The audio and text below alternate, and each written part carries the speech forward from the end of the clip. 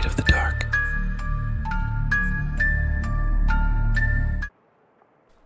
My fingers tremble as I type on the laptop keyboard because I've never been so scared in my life. It's 2:30 on the clock. I only have half an hour to tell you what happened over the past week. Monday. I had a nightmare. In anticipation of the school week, I went to bed early, but in the middle of the night, I woke up from a strange sensation. I dreamt that I was underwater and struggling to breathe because something was pressing down on me.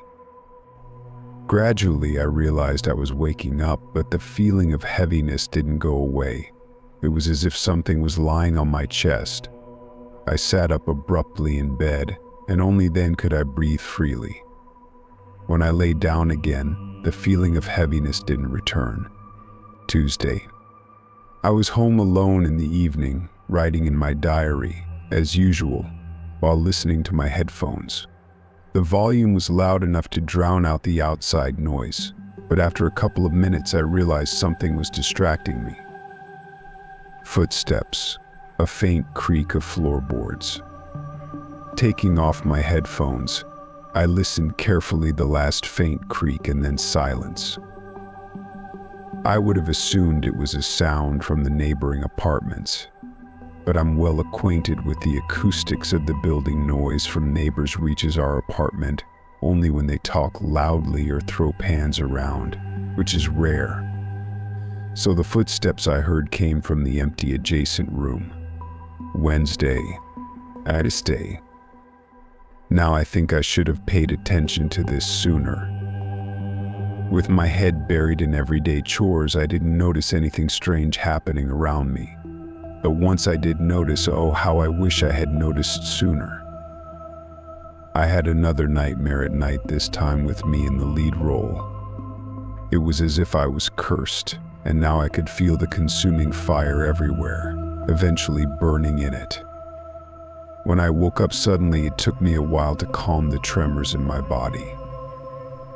My parents had already left for work, so I gradually calmed down and headed to the bathroom. I stood under the shower and turned on the cold water.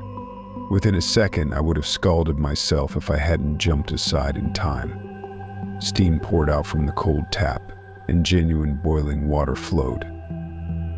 I turned the hot water tap, the same thing. It was as if cold water didn't exist at all.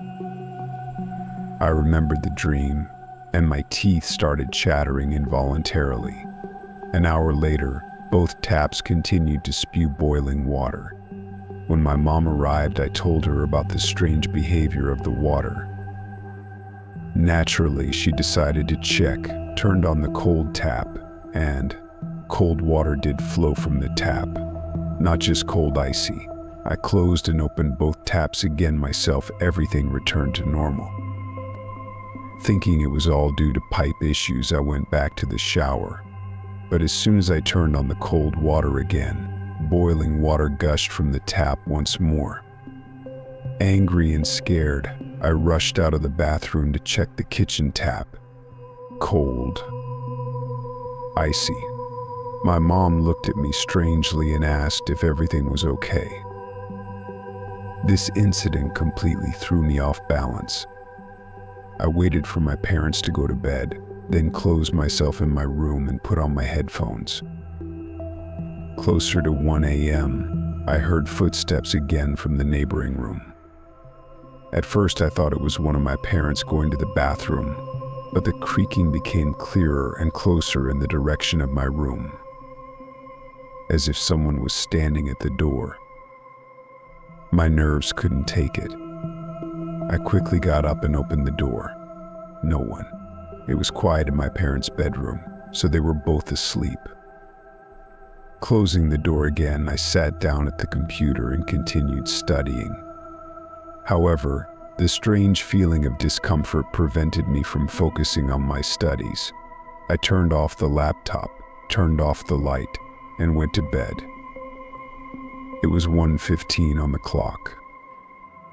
Around 3 in the morning, I woke up from my own scream. I had a dream so terrifying that I groped for the switch and, Only after turning on the light could I begin to think straight. Strangely, I couldn't remember the dream itself, but when I tried to go back to sleep, I couldn't bring myself to turn off the light. For the first time in my life. Time is 2:43. Just a little more time. I can already feel it closing in. Thursday. I didn't go to school, citing feeling unwell. When my parents left for work, I headed to the bathroom and stepped into the shower. My worries about the plumbing dissipated when the warm streams flowed smoothly over my skin. For a minute or two, I stood there, relaxing after a restless night. In the morning, everything that had happened seemed like a bad dream. Unexpectedly, the bright light from the bulb began to flicker at first subtly, then fading more and more distinctly. I felt a surge of chilling fear and quickly got out of the shower, wrapping myself in a towel. At the moment when I almost rushed out of the bathroom, the bulb went out completely. The day passed in a haze. Even in the sunlight, I flinched at any noise. And once, I nearly screamed in surprise when a truck suddenly started outside the window. The sounds of music, usually soothing to me, irritated. Food nauseated me, and overall I felt close to hysterical. Eventually, exhausted and jittery, I lay down on the couch for a minute and immediately fell asleep. When I opened my eyes, it was already dark in the room. Almost subconsciously, I got up and approached the switch, and only when the yellow electric light filled the room could I breathe calmly. The time on the clock in the hallway was 02. That night, I sat down and tried to analyze everything that had happened during that time. Most of the strange occurrences happened between midnight and 3 in the morning, and closer to 3, whatever it was, became more active. 1:17. I started counting the minutes, afraid of what I might hear or no, even thinking that thought was frightening. My parents were sleeping in the next room, and I decided that tomorrow I would definitely tell them what was happening to me. If earlier the prospect of seeing a therapist scared me, in light of recent events, it seemed like the only possible salvation. Around 2:30, despite the loud music in my headphones, I started to fall asleep right sitting at the table. Leaning my head on my hands and closing my eyes, I subtly slipped into sleep. When I woke up, the clock on the laptop monitor showed 2:58. And then the light bulb of the lamp on the table exploded with a loud crack. I screamed in fright and felt my heart racing. Almost on the verge of panic, I kept telling myself just one thing: pull yourself together. You're a rational person, and you can deal with your fear. I closed my eyes, clenched my fists, and began to count to 5 out loud as slowly as possible. The panic gradually subsided, but the feeling that I wasn't alone in the room only intensified. I covered my ears with my hands, afraid that I would go crazy if I heard any sound next to me. That's how I sat for I don't know how long, pulling my knees to my chest and quietly rocking back and forth on the chair. Friday, I woke up in my room on the floor. Apparently, I fell asleep in the same position I was sitting in, so I didn't notice how I slipped off the chair. The curtains in the room were drawn, so it seemed like it was still dark. Strangely, at that moment, I didn't want to see the sunlight at all. The feeling of fear had passed, and I sat there, holding my head in my hands, thinking about what to do next. First of all, I still couldn't bring myself to tell my parents about what was happening. Even if they consider me crazy, send me to a therapist, and then, in turn, leave me for treatment in a hospital, the situation will only get worse. Darkness will come anyway, but facing it with tied hands and a feeling of complete helplessness is much scarier. Secondly, the idea came to me to look up similar cases on the internet. Whatever it was, surely something similar had happened before to someone else. Maybe someone knows how to deal with it. The search results frightened me more than I could have imagined. In all the articles describing situations similar to mine, it was said that this phenomenon is called possession and ultimately it is impossible to fight it. There were also cases where exorcists intervened to expel the devil from the possessed person's body, but in both cases, the outcome was fatal. Although in my case there were many discrepancies with these descriptions, I didn't feel someone's constant presence, except maybe only in the dark. I didn't lose my appetite. I didn't faint. It still made a crushing impression on me. Moreover, from the moment I woke up, I couldn't shake off the strange feeling that everything was going to end soon. This thought didn't bring any particular relief, rather, it reconciled me with some kind of inevitability. Anyway, sooner or later, something had to happen because no matter how long it lasted, I was sure I could never get used to constant fear. The rest of the day passed in some gloomy reflections. Sometimes I caught myself consciously avoiding the unlit corners in the apartment, and that someone from there was watching me closely. Even the return of my parents didn't rid me of this feeling. It was calmer in their presence, but I knew that as soon as I returned to my room and went to sleep, it would start again. When it was 23:15 on the clock, my parents wished me good night and went to their bedroom.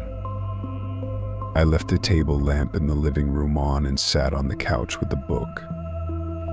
I couldn't focus on reading. Every nerve in my body was tense, and my hearing, against my will, became sharply attuned to every sound.